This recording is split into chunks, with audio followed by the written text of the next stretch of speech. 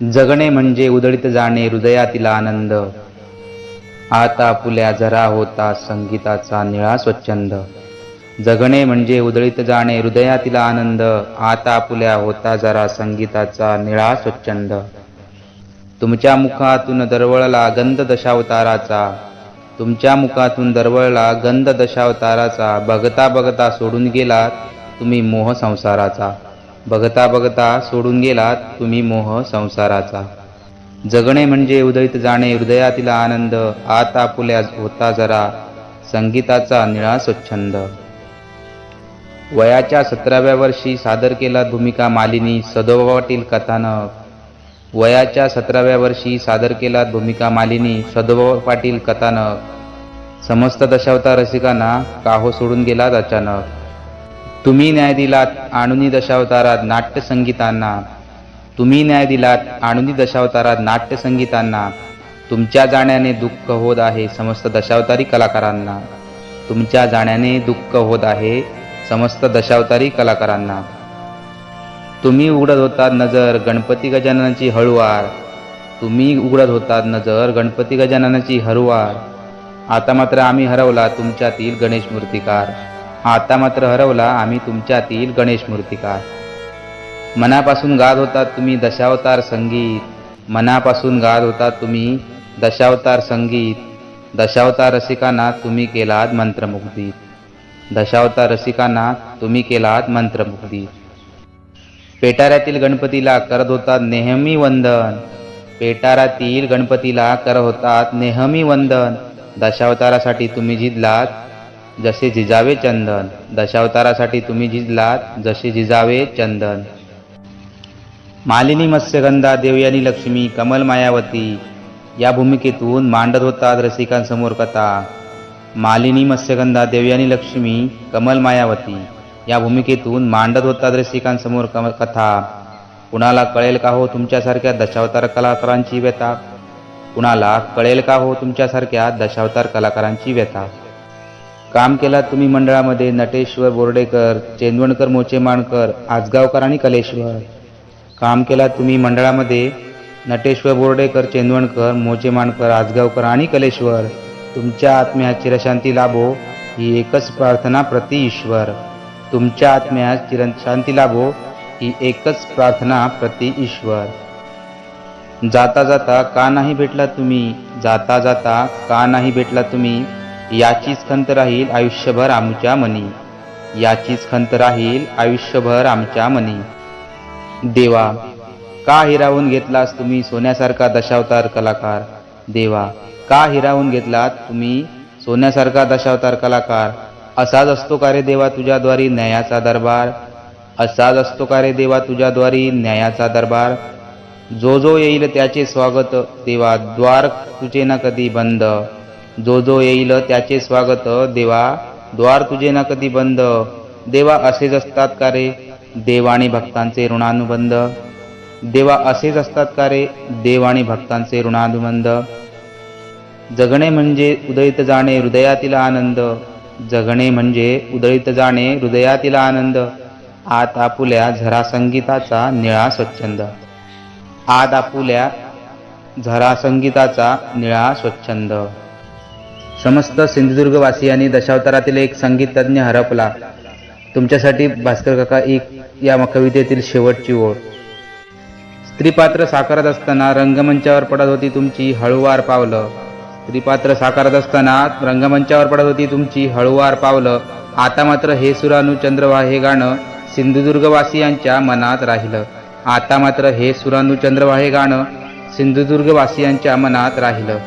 भास्कर काका तुमच्या जाण्याने जी सिंधुदुर्गात दशावतार कलेत पोकळी निर्माण झाली ती कधी न भरून येणारी आहे. तर तुमच्या आत्म्यास चिरशांती लाभो हीच गणेश चरणी प्रार्थना. तर मित्रांनो ही कविता कशी वाटली नक्की कमेंट करून सांगा. जास्तीत जास्त शेअर करा. आणि याच्या पुढे मित्रांनो भास्कर काकांनी दशावतार कलेत साकारलेल्या काही भूमिकांची व्हिडिओ पुढे नक्की पहा. अंबिका भवानी आदि मूळ माया. अंबिका भवानी दिनाची माऊली कृपेची दिनाची माऊली कृपेची दिनाची माऊली कृपेची आदि मूळ माया अंबिका भवानी आदि मूळ माया आदि मूळ माया आदि मूळ माया अंबिका भवानी दिनाची माऊली दिनाची माऊली कृपेची ओ दिनाची माऊली कृपेची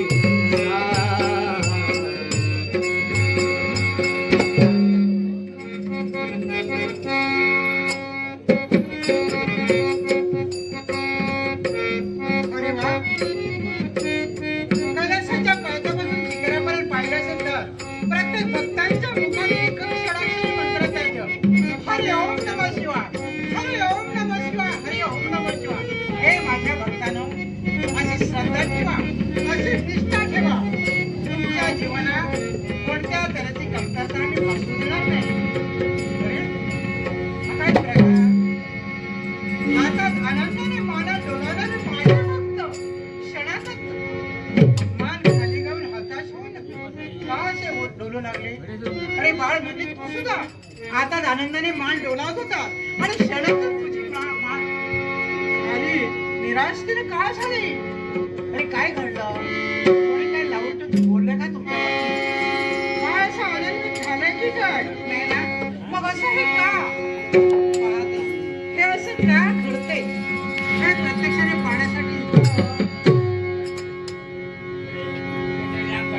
हा, समजले राम नामात स्वारी तल्लीन झाली आणि क्षणकार इथं पुढे आल्यानंतर नक्कीच तुम्हाला काहीतरी त्याने लावून टिकून बोललो असेल म्हणूनच एकसारखे निराशेला हताशेला पण तुमचा आनंद तोच आमचा आनंद तुम्ही आनंदी झाला नसाल तर आम्हाला काय आमचा काय उपयोग आहे तुमच्या आयुष्या आकांक्षा कोणी कौतुक पूर्णासाठी आतापर्यंत आम्ही झटलो या साऱ्या विश्वासात असणारी आमची लेकरं ही आमची मुलंच समजून त्यांची इच्छा आकांक्षा कोण कौतुक मी पुरविली मग आताच का तुम्ही हताश नाही नाही तुम्ही जर हताश झालास ना आम्हाला करमणार नाही म्हणून आज काय नेमकं झालं हे नेमकं जाणण्यासाठी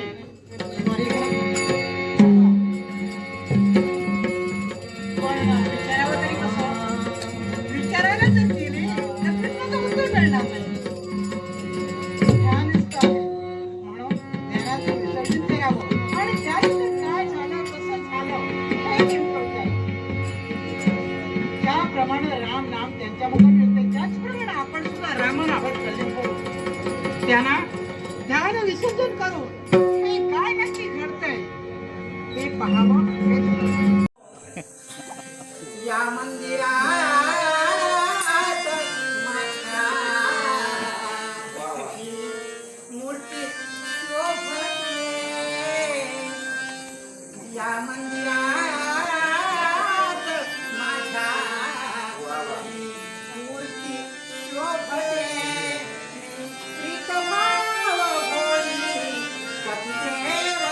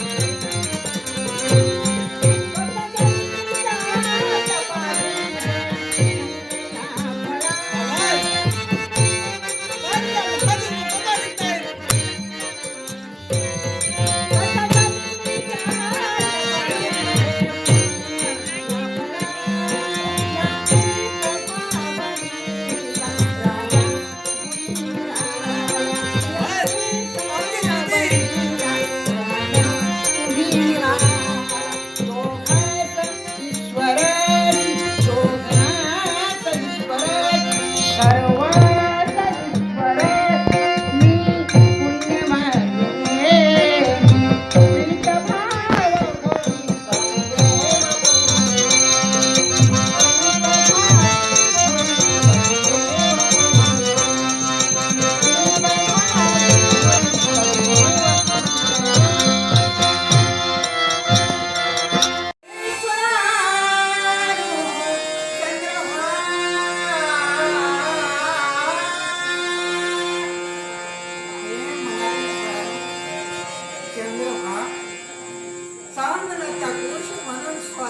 माझं सांग पाठवा मग कैकळीच्या आज्ञा करते मी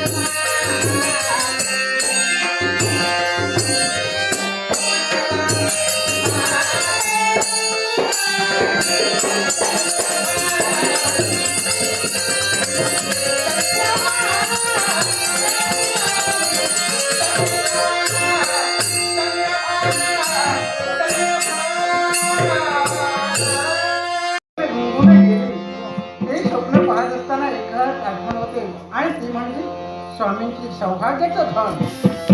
मग ते केव्हा येते म्हणून मी एकसारखी रंगून गेले. मी स्वप्न पाहिले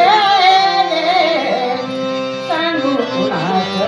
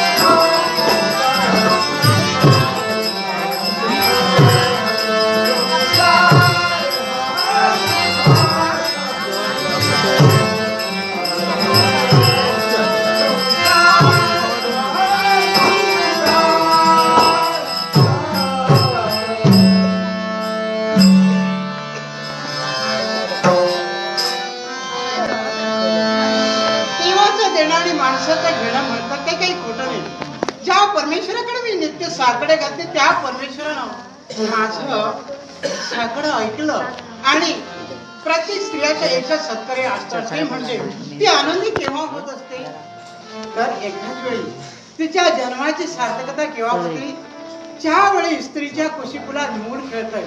जसं वेलीवर फूल तसं स्त्रीच्या कुशीफुलात मूल. झाडं वृक्ष असली म्हणून चालत नाही, त्या वृक्षावर झाडावर फळं आली तरच त्याला महत्व असतं. तसंच स्त्रीच्या जीवनात सार्थक केव्हा होत असतंय, महत्व केव्हा येत असतंय, तर तिच्या जीवनात एखादं मूल जन्माला आल्यानंतर ती खरी आनंदी होती. त्याचप्रमाणे आज मी स्वाभिमानाने अभिमानाने सर्वांना सांगू शकते, आज खरं समाधान झालं. मी भाग्यवती ठरले. त्यांच्या समवेत सप्तपदीची 7 पावले चालून ज्या घरी पदार्पण केलं, आई बापाने सांगितलेलं की माझ्या हातावर त्यांचे शब्द झेलले आणि त्याचप्रमाणे माझं वर्तन ठेवण्यासाठी मी तत्पर झाले. आणि खरं म्हणजे ज्या दिवशी इथे आले त्या दिवशी मी भगवंताकडे एकच मागलं मनोमन, भगवंत मला अहंकार गर्व देऊ नको, धन दौलत याची अपेक्षा नाही मला. म्हणून मी एकच मागितलं, हे देवा मला एकच दे. सुहासिनीच्या पंक्तीत गेल्यानंतर सर्वांसमोर आनंदाने स्वाभिमानात सांगण्यासाठी मला एखादं मूल दे. ते मी मागितलं आणि त्याचप्रमाणे त्या भगवंताने माझं कारण ऐकलं आणि मला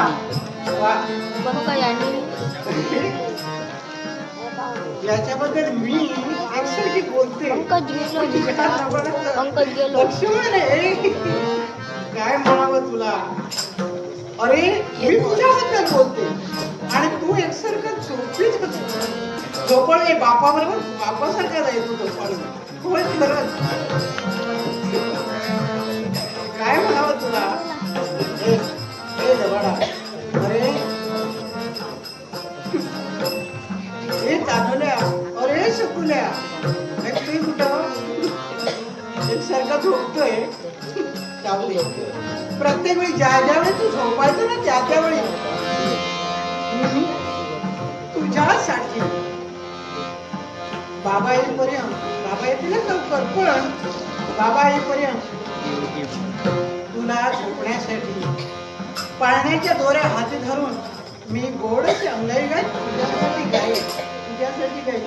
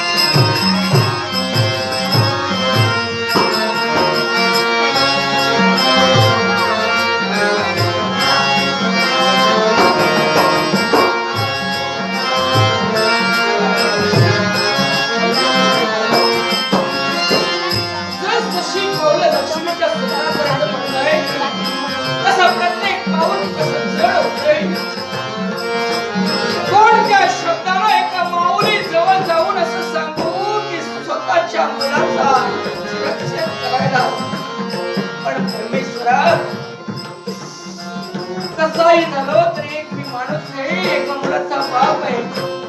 आणि असे असताना भगवंत दिलेल्या वचनाच्या पूर्ततेसाठी तुझ्या व्रत प्राबल्यासाठी माझं हृदय कठोर कर. हे आकाशातील नवलक्ष तारांगण गणानो माझ्या देहात संचार करा आणि हे शब्द मी माझ्या पत्नीला सांगण्यासाठी तत्पर होतो.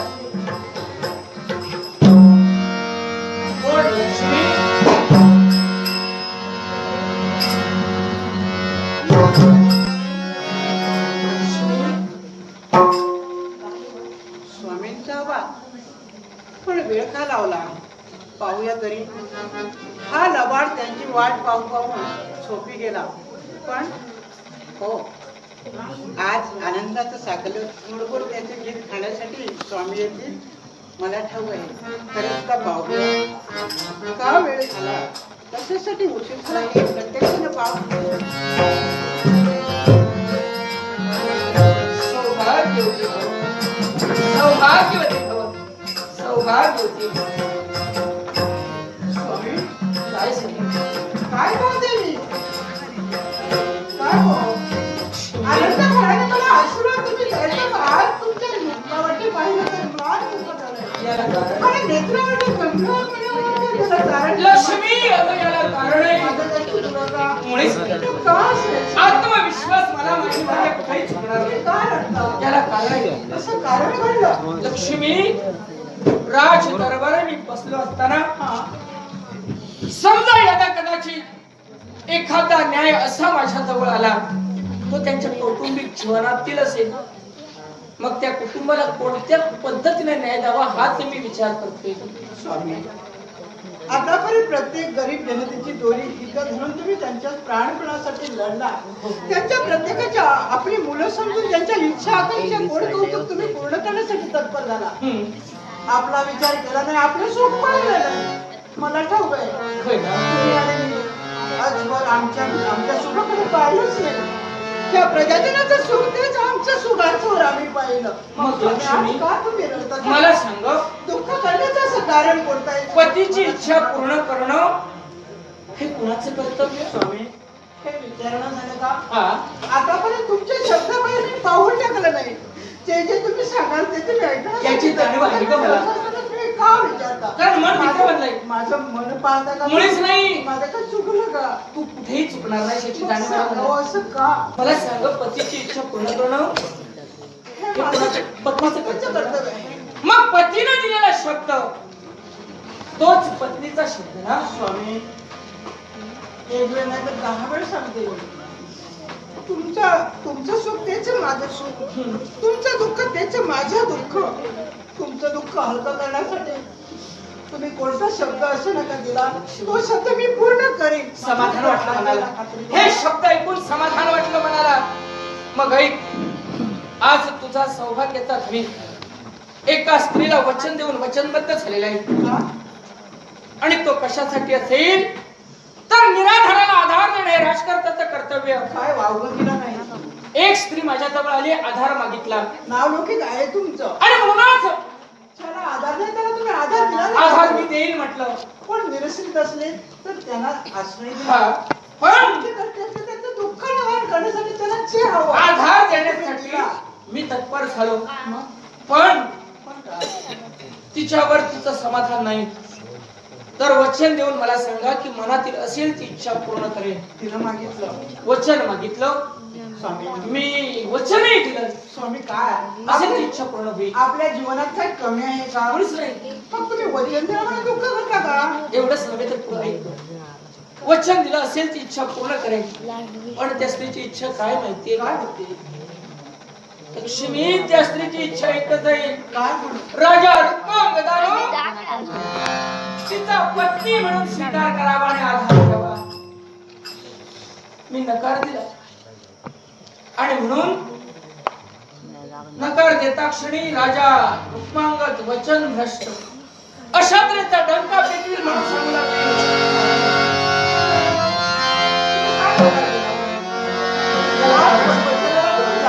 वचनासाठी तुम्ही मागचं पण त्या केव्हा विचार केला नाही इच्छाभंगाचा महादोष तुम्ही घेतला नाही आज.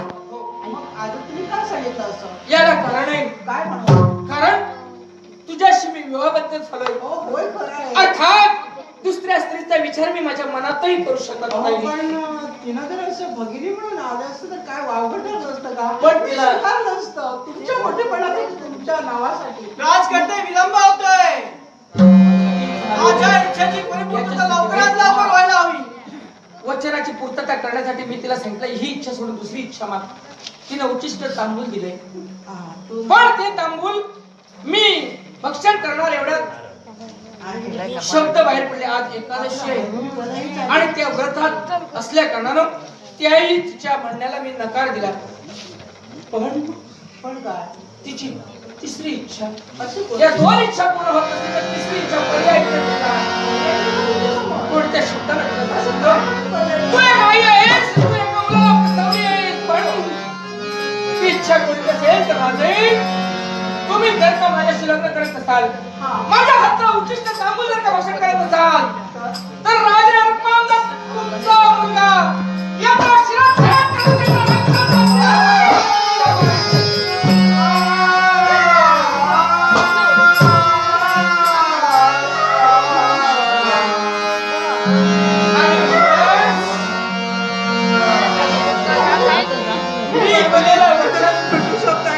मी दिलेला शब्द पूर्ण करण्यासाठी वचनाच्या पूर्ततेसाठी राजा रुक्मांगद स्वतःच्या पत्नीच्या शरणी आलेला आहे.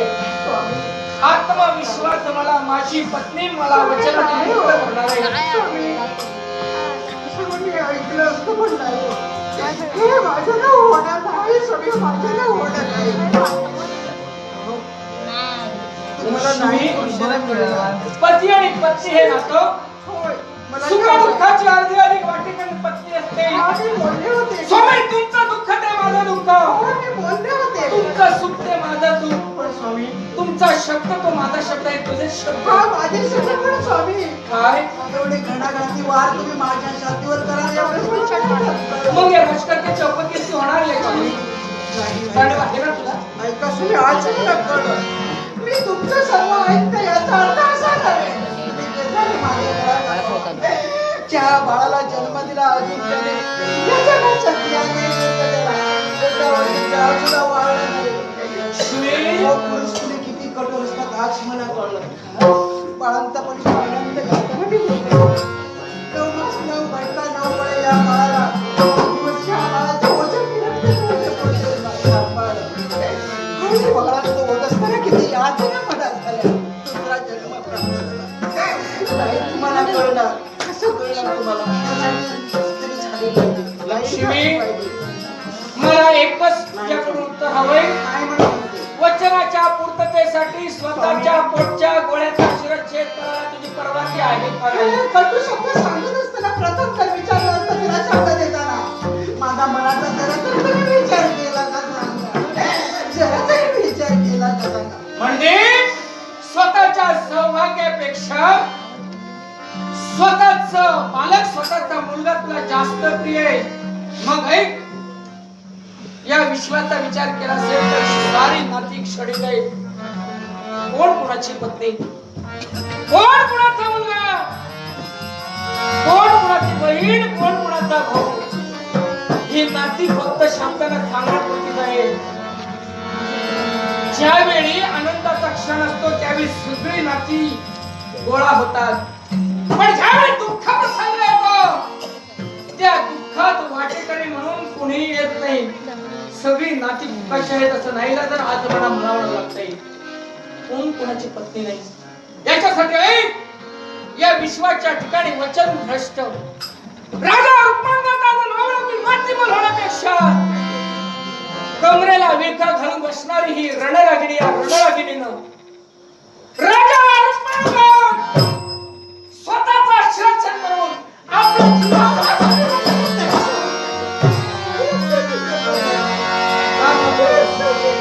काय थांबवलास?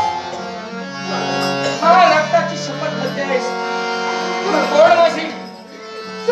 मी कोण तुझा? आज ऐकून येतील कटू शब्द मिळते. काळा पर्वतापेक्षा दुःख माझ्यासोबत राहिलं.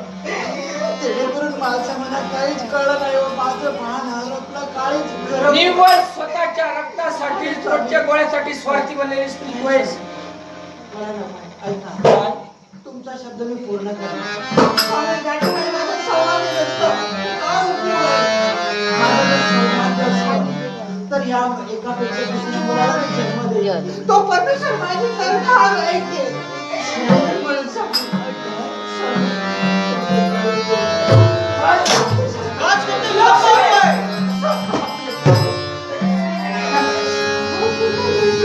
शोभीस आर्य लढत लढणार शोभीस. स्वतःचा स्वार्थ समोर न ठेवता स्वतःच्या नवऱ्याने दिलेला शब्द पूर्ण करण्यासाठी स्वतःच्या पोटच्या गोळ्यांचा शिरच्छेद करण्यासाठी संमती दिली. लक्ष्मीला काय म्हणलं गं? हा बाळ तुझं नाही. त्या बाळावर या त्याच्या बापाचं प्रेम नाही असे शब्द ऐकला या बापाच्या हृदयाचे ठिकरे ठिकऱ्या झाल्या. पण माणूस म्हणून जन्माला आल्याच्या नंतर दिलेला वचन दिलेले शब्द पूर्ण करण्यासाठी आलेल्या संकटाला खेळ कोणतं घ्यायला पाहिजे. राजा, माझ्या वडिलांची पूर्णता होते की नाही की मी जाऊ? आतापर्यंत थांबला याच्यातच मी आपले आभार मानतोय. मग लवकरात लवकर तुमची इच्छा पूर्ण होईल. चिंता करू नका. तेव्हा काय तुला ऐकून नाही गं माझ्या विचाराचा? काय जेव्हा एवढा खोकला? काय गं? खोकला असं का?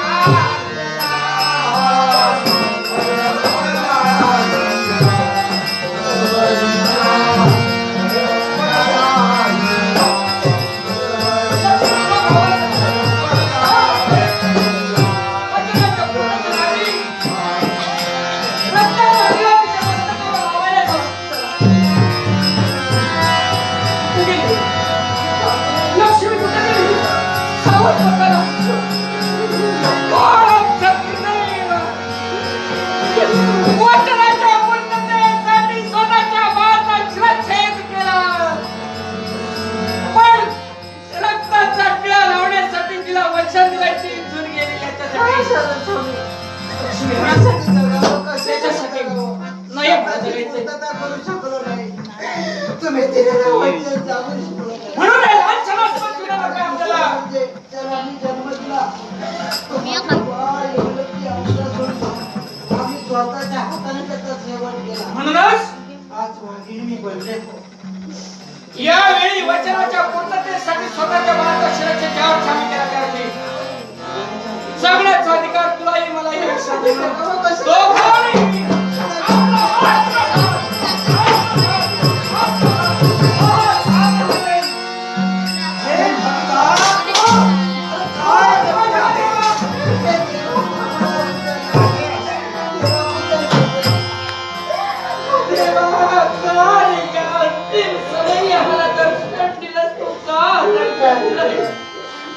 हे भक्ता, देवा तुझी भक्ती करत असताना राजा रुक्मांग कुठं रे चुकला, कुठं कमी पडला म्हणून अशा प्रयत्न तुझ्या नावाचं तुझे नाव सतत मुखात ठेवलं. याची श्रेय का केले नाही तर परत दिलं देवा सांग. सांगा म्हटलंय भक्त हो, असे दुःखी कष्टी का होतात? हा आत्मघात आपण का करण्यासाठी सिद्ध होतो? देवा स्वतःच्या बाळाचा शिरच्छेद केला एका स्त्रीला दिलेलं वचन पूर्ण करण्यासाठी. पण स्वतःच्या बाळाचा शिरच्छेद करून रक्ताचा टिळा तिच्या मस्तकी लावणार हे वचन पूर्ण करण्यासाठी पुढे सरसावलं असता ती एकाएकी निघून गेली. मी वचन भ्रष्ट म्हणून या विश्वात जगू का देवा सांग? नाही हे राजा रुक्मांगद, नाही, तू वचन भ्रष्ट म्हणून या विश्वात नाही ओळखला जाणार.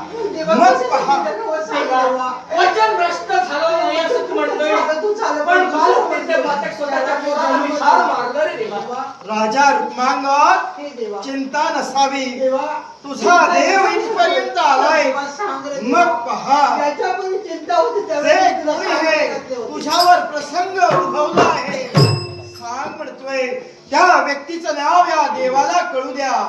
देवा हा, नाव तिने नाहीलं मला सांगितलं. काय म्हणालास? फक्त वचन घेतलं एक निराधार स्त्री म्हणून सांगितलं. हा, वाचक म्हणून सांगितलं, निराधार मला मग पहा, म्हणून सांगितलं. ज्या स्त्रीनं तुम्हावर हा प्रसंग उद्भवलाय त्या स्त्रीला हा वैकुंठीचा नारायण यावेळी शापवाणी देतो आहे. ही स्त्री या विश्वात एक चांडाळ स्त्री, एक त्रेता, एक पाल म्हणून जन्माला आली. नाही, यावेळी तुला क्षमा नाही. एवढा कठोर शाप मला नको रे देव. हे विश्वकार्य सुळीत चालण्यासाठी देवतांनी मला सांगितलं म्हणून त्यांनी केलं. परंतु देवा माझ्या हातून अपराध घडला म्हणून आपण मला शासन म्हणून शाप दिला. की पौना मला शाप तरी दे. नाही, दानाला दक्षिणा प्रतिज्ञेला प्रमाण अर्थात शापाला शाप. नाही, तुला शाप दिला आहे. या शापावर तुला उशाप नाही. पण ऐक, हे माझा भक्त, हे माझं व्रत करत असतेवेळी त्या व्रतात तू खंड पाडलास. दशमी एकभुक्त, एकादशी निराहार आणि द्वादशीला या माझ्या व्रताचं संपन्न होतंय. आणि हे व्रत करत असतेवेळी दशमी एकभुक्त, एका वेळी निराहार करायचा असतो आणि द्वादशीच्या दिवशी याची पारणं करावं आणि हे पारणं करत असते वेळी या देवाचं सारे भक्तजन भजन पूजन करतील, कीर्तन करतील, जागरण करतील.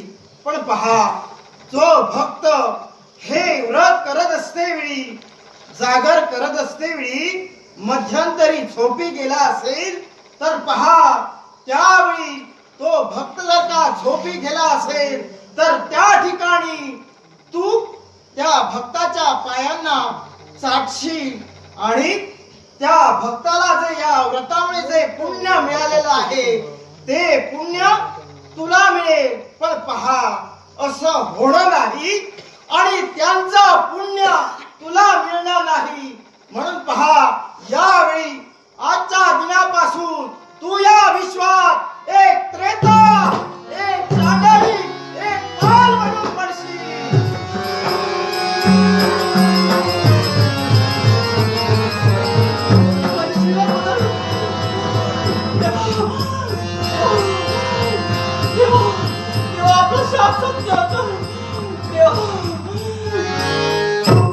देवा हे भक्ता, ती बोलता बोलता देवा काय केलं? मी ऐकलं, देवतांनी हे कृत्य मला करायला लावलं.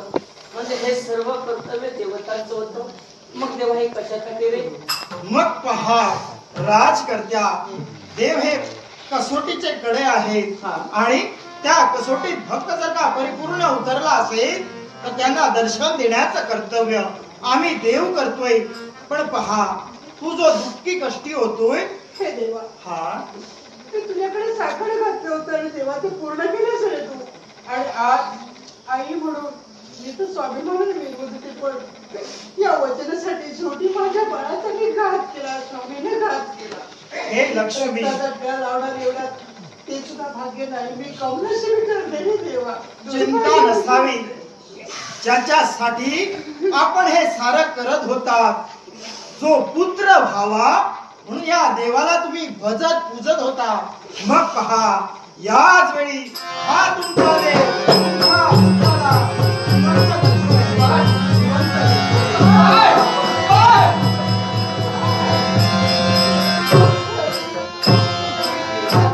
देवा, धन्य धन्य स्वामी. आज पावन तर देवा मला सांगायचं, खरेदीने व्रत म्हणजे तुझं वैकुंठच्या नारायणाचं व्रत. हे व्रत एवढं कठोर आहे, ते पूर्ण करत असताना अनेक संकटांना आम्हाला गेल्यावर तोंड द्यावं लागलं. या दैवी तत्व तुझं आहे. पण देवा मला सांग रे, आज तू आम्हाला बाळ दिलास आमचा पुनश्य. पण देवा माझी इच्छा आहे, अशी कोणती इच्छा? एकच इच्छा. देवा हा या विश्वाच्या ठिकाणी विचार केला असेल तर मला माणूस म्हणून पुनश्च जन्माला घालायचं असेल तर या अयोध्येच्या पुण्यभूमीतच मला जन्माला घाल. एवढंच नव्हे तर या अयोध्येची प्रजा हीच मला त्याही जन्मी प्राप्त व्हावी. एवढंच नव्हे तर लक्ष्मी सारखी भार्या संसारूपी जीवनात माझ्या सोबत यावी. आणि देवा अशा तऱ्हेची तुझी भक्ती करत असताना तू माझी सत्व परीक्षा घ्यावी. देवाने सत्व परीक्षा घ्यावी आणि अंतिम क्षणी देवा तुझं मला दर्शन व्हावं, हीच माझी इच्छा हे आहे. प्रिय भक्ता, या या बाळासाठी बाळ दे देवा.